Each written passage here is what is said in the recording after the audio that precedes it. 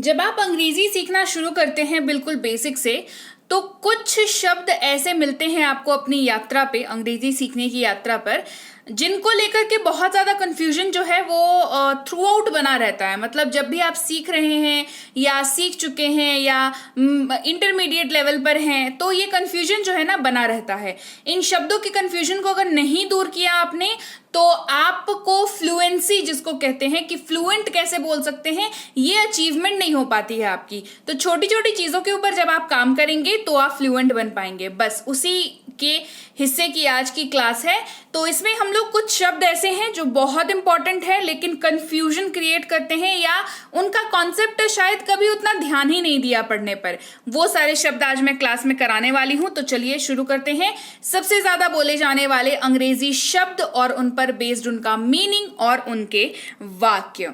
सबसे पहले बात करते हैं दिस की, THIS। बचपन में भी जब अंग्रेजी पढ़ी होगी तो शुरुआत this is a cat, this is a book, this is a ball से ही की होगी।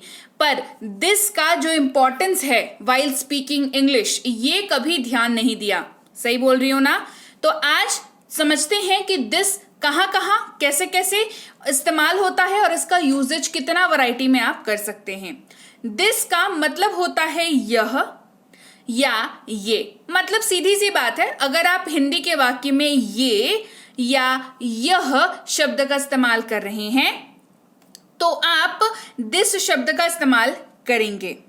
दिस का यूज एक वचन यानी कि सिंगुलर के साथ किया जाता है। अब सिंगुलर या एक वचन ये क्या होता है समझ लीजिए। एक बार समझ लेंगे सिंगुलर या एक वचन को तो आपके लाइफ लॉन्ग आपको फिर दोबारा पढ़ने की जरूरत नहीं पड़ेगी। एक वचन यानी कोई एक चीज के साथ किया जाता है। मतलब किसी एक चीज के बारे में बात करेंगे तो एक वचन यानी कि सिंगुलर का इस्तेमाल करेंगे। और दिस क्या है? सिंगुलर है, एक वचन के साथ इस्तेमाल किया जाता है। ठीक है, तो दिस का इस्तेमाल एक वचन के साथ यानी कि सिंगुलर के साथ किया जाता है। करेक्ट। अगर आप एक किताब की बात करेंगे तो दिस इज अ बुक ही होगा। समझ रहे हैं? क्योंकि एक किताब की बात की जा रही है तो दिस का इस्तेमाल किया जा रहा है। यह मेरी किताब है, यह मेरी किताब है। This is my book, this is my book. Hey everyone, welcome to Be Banker spoken English class. स्वागत है आपका आज की क्लास में। मैं हूं प्रीति मैम। जैसा कि आप सभी मुझे जानते ही हैं, जो नहीं जानते हैं उनके लिए बता दिया। अगर आप इस चैनल पर पहली बार आ रहे हैं तो सब्सक्राइब किए बिना बिल्कुल मत जाइएगा, क्योंकि यहाँ पर आप वो सीख पाएंगे जिसको सीखना आप हमेशा से चाहते थे। यानी कि आप अंग्रेजी में फ्लुएंट हो पाएंगे, अंग्रेजी आप फर्राटेदार बोल पाएंगे। तो चैनल को जरूर सब्सक्राइब कीजिएगा। और आपको किस टॉपिक पे समस्या होती है ये मुझे जरा कमेंट सेक्शन में जरूर बताइएगा। आपको क्या लगता है कि किस वजह से आप फ्लुएंट अंग्रेजी नहीं बोल पाते हैं? मैं हर रोज क्लास ऐसी ही लाती हूं जो आपकी अंग्रेजी में हमेशा एक नया स्तर, नया लेवल ऐड करे। तो सब्सक्राइब करके बेल नोटिफिकेशन ऑन कर देना है और रोज आज से क्लासेस को करनी है। चलिए क्लास को आगे बढ़ाते हैं और दिस के एग्जाम्पल्स को और ज्यादा ध्यान से, करीब से समझते हैं। क्या ये आपका घर है? क्या ये आपका घर है? Is this your house? Is this your house? तो यहाँ पर एक घर की बात हो रही है तो दिस का इस्तेमाल हाउस के साथ हमने कर लिया। मुझे यह पसंद नहीं है, आई डोंट लाइक दिस। मुझे यह पसंद नहीं है, आई डोंट लाइक दिस। यह उसकी किताब नहीं है, यह उसकी किताब नहीं है। This is not his book, this is not his book. ये क्या है? What is this? यह क्या है? What is this? यह यहाँ क्यों है? Why is this here? यह यहाँ क्यों है? Why is this here? यह मेरा भाई सोहन है, This is my brother Sohan. यह मेरा भाई सोहन है, This is my brother Sohan. मैं यह मूवी देख चुका हूं, I have watched this movie। मैं यह मूवी देख चुका हूं, I have watched this movie। ये किसकी चाबी है? Whose key is this? यह किसकी चाबी है? Whose keys is this? क्या ये आपकी किताब नहीं है? Is this not your book? क्या ये आपकी किताब नहीं है? Is this not your book? बढ़ते हैं आगे अगले शब्द की ओर, जो कि है these। क्या है? स्पेलिंग अलग है, उच्चारण अलग है, इस्तेमाल तो बहुत ज्यादा अलग है।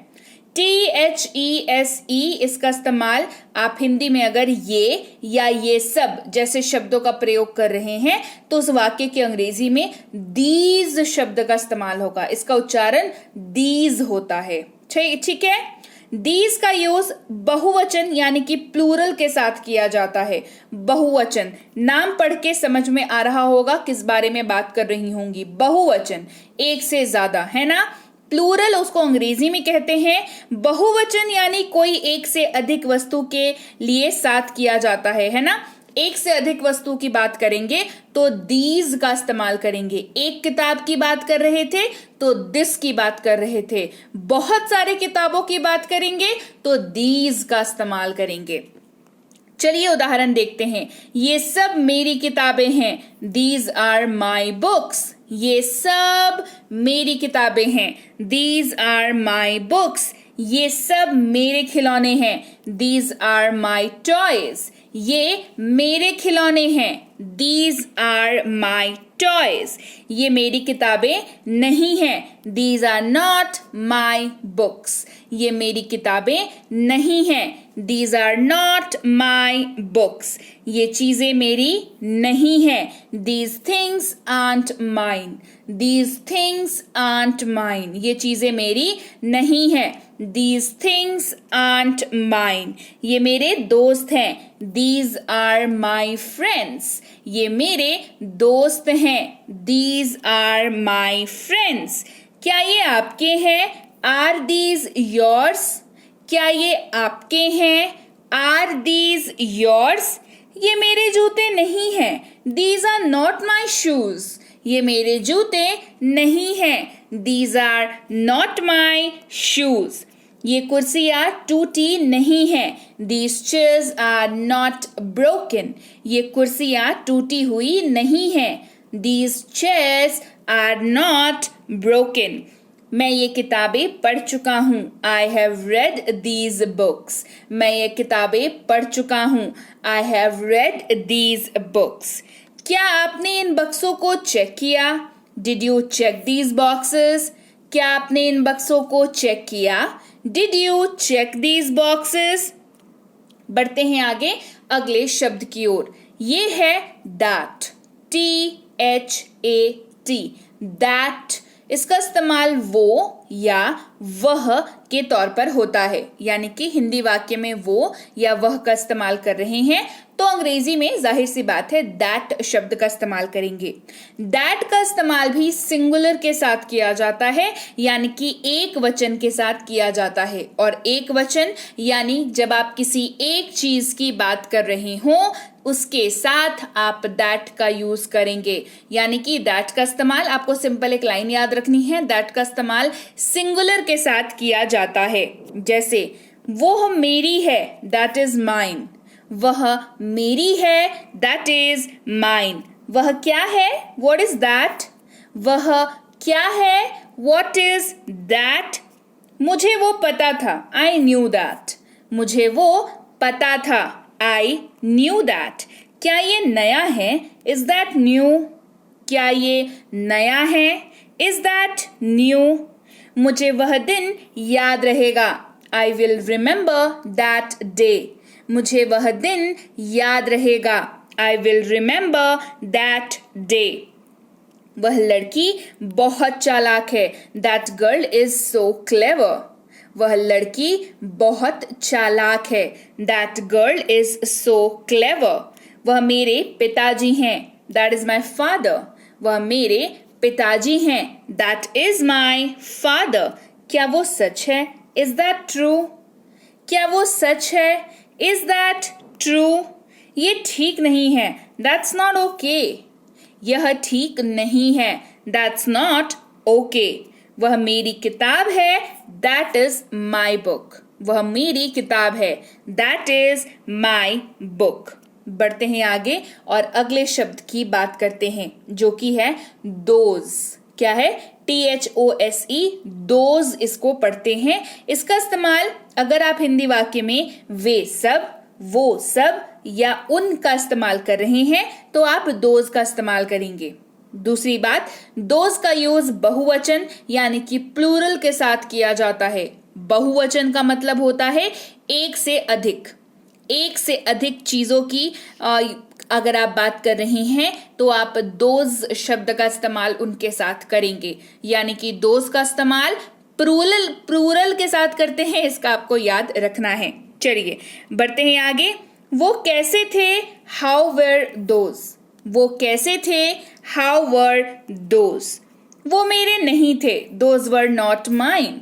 वो मेरे नहीं थे, दोज वर नॉट माइन। अब समझते हैं कि किस सिचुएशन में आप इस तरीके की लाइंस बोलते हैं। मान लीजिए आप कहीं गए हैं घूमने, ठीक है, जहां पर आपको चप्पल उतार के अंदर जाना है। जैसे कई जगह पे होता है ना, जैसे ज्वेलरी शॉप में होता है ना, या फिर आप बहुत बड़े कपड़े की दुकान पे गए हैं, वहां पर कई बार होता है कि कहते हैं कि चप्पल उतार के अंदर जाइए, राइट। आप चप्पल उतार के अंदर गए, आप बाहर आए, आपको अपनी चप्पलें नहीं मिल रही हैं और लोग बोल रहे हैं क्या भाई साहब ये चप्पल आपकी है, ये वाली चप्पल क्या आपकी है, वो वाली चप्पल क्या आपकी है। तो आप क्या कहेंगे कि नहीं वो मेरे नहीं थे। मतलब अगर आप जिनके साथ गए हैं वो पूछेंगे कि तुमने उनमें से कुछ क्यों नहीं लिया, तो आप क्या कहेंगे कि वो मेरे थे ही नहीं तो मैं क्यों लेता, राइट। तो दोज वर नॉट माइन, वो मेरे नहीं थे, दोज वर नॉट माइन। वो सब मेरी किताबें हैं, दोज आर माई बुक्स। वो सब मेरी किताबें हैं, दोज आर माई बुक्स। वो सब किताबें तुम्हारी है, दोज बुक्स आर योर्स। वो सब किताबें तुम्हारी हैं, दोज बुक्स आर योर्स। मैंने वो किताबें पढ़ी हैं, I have read those books. मैंने वो किताबें पढ़ी हैं, I have read those books. वे जूते किनके हैं? Whose shoes are those. Whose shoes those, मतलब उच्चारण करते वक्त घबराइएगा नहीं। वे जूते किनके हैं? Whose shoes are those. मुझे वे जूते पसंद आ सकते हैं, I might like those shoes. मुझे वो जूते पसंद आ सकते हैं, I might like those shoes. वो मेरी चीजें नहीं हैं, those things are not mine. वो मेरी चीजें नहीं हैं, those things are not mine. वो चाबियां किसकी थी? Whose were those keys. वो चाबियां किसकी थी? Whose were those keys. वह उन कपड़ों में क्यूट लगती है, she looks cute in those clothes. वो उन कपड़ों में क्यूट लगती है, she looks cute in those clothes, right. तो चलिए भाई, ये थी आज की क्लास जिसमें हमने कवर किए। चलिए क्विक से एक रिवीजन कर लेते हैं। हमने आज की क्लास में कवर किया 4 शब्दों को, मेजर यूजेज। इन 4 शब्दों का हम लोग अंग्रेजी बोलने में करते हैं। सबसे पहला शब्द था हमारा दिस, उसके बाद हमने कवर किया दीज, फिर हमने कवर किया दैट, फिर हमने पढ़ा दोज के बारे में। This, that, these, those. आप इनको ऐसे भी याद रख सकते हैं, याद रखने में सुविधा होती है। दिस का इस्तेमाल और दैट का इस्तेमाल सिंगुलर के साथ करते हैं, दीज का इस्तेमाल, दोज का इस्तेमाल प्लूरल के साथ करते हैं। दिस, दैट का इस्तेमाल क्योंकि सिंगुलर के साथ करते हैं, यानी कि सिंगुलर का मतलब होता है किसी एक चीज या एक वस्तु के बारे में आप बात कर रहे हैं, और वहीं पर दीज और दोज का इस्तेमाल आप करते हैं जब मतलब एक से अधिक वस्तु की, बहुवचन की वस्तु की आप बात कर रहे हैं तब करते हैं, राइट। तो क्लास कैसी लगी आपको ये मुझे कमेंट करके जरूर बताएं। क्लास बढ़िया लगी है तो क्लास को लाइक करना है, क्लास को शेयर करना है, चैनल को सब्सक्राइब नहीं किया है तो जल्दी से कर लेना है। और इसके साथ ही आप टेलीग्राम पर जरूर आ जाइए, टेलीग्राम पर और व्हाट्सएप पर जरूर आ जाइएगा, जहां पर आपको हमारी जो भी ई बुक्स हैं उसके बारे में जानकारी मिलेगी। जैसे कि टेंसेस की ई बुक्स है, इसके बारे में जानकारी आप ले सकते हैं। बेसिक प्लस स्पोकन इंग्लिश की ई बुक है इसके बारे में, और इसकी फ्री कोर्स के बारे में जानकारी ले सकते हैं। मिनी स्पोकन इंग्लिश कोर्स और इसकी ई बुक के बारे में भी आप जानकारी ले सकते हैं। आपको जानकारी लेने के लिए करना क्या है, आप टेलीग्राम या व्हाट्सएप पर कांटेक्ट कर लीजिए इस नंबर को अपने फोन पर सेव करके। इसके अलावा आप जो है इस लिंक को अपने मोबाइल ब्राउजर पर अगर टाइप करेंगे, यहाँ पर देखिए नीचे रेड कलर का लिख रखा है, इस लिंक को अगर अपने मोबाइल ब्राउजर पर टाइप करेंगे तो आप सीधे सीधे जाकर के ई बुक को डाउनलोड कर सकते हैं। किसी मिडलमैन की जरूरत आपको नहीं है, आप स्वयं, आप खुद ही इस लिंक को टाइप करके इस लिंक से जाकर के ई बुक्स को ले सकते हैं। इसके अलावा आप व्हाट्सएप ग्रुप ज्वाइन करने के लिए रोज हम ये नंबर जो है सेव कर लीजिए और व्हाट्सएप स्टेटस देख लीजिएगा, वहां पर जो है वो लिंक वगैरह मिल जाती है। इन केस मिस कर दिया हो तो व्हाट्सएप पर मैसेज करके भी मंगा सकते हैं कि सर या मैम मुझे जो है आपका ग्रुप ज्वाइन करना है। इसके अलावा आप टेलीग्राम पर इस लिंक का इस्तेमाल करके आ सकते हैं, इस नंबर का इस्तेमाल करके भी आ सकते हैं। टेलीग्राम पर आते वक्त 2 बातों का ध्यान रखना है। सबसे पहला, बी बैंकर एजुकेशन सोल्यूशन नाम का जो चैनल मिलेगा उसको आपको ज्वाइन करना है और उसके अलावा उस चैनल में आपको देखना है कि 18,000 से ज्यादा सब्सक्राइबर्स हैं तो ही आपको उस चैनल को ज्वाइन कर लेना है, राइट। इसके अलावा मेरे नाम से कोई भी चैनल आपको टेलीग्राम पर अगर दिखे तो वो मेरा नहीं है, आप वहां पर सावधानी बरतें, आपके साथ वहां पर धोखाधड़ी हो सकती है, राइट। तो अपनी सुरक्षा भाई अपने हाथ। तो चलिए भाई, क्लास बढ़िया लगी है ना, तो क्लास में जरूर बता दीजिएगा क्लास कैसी लगी।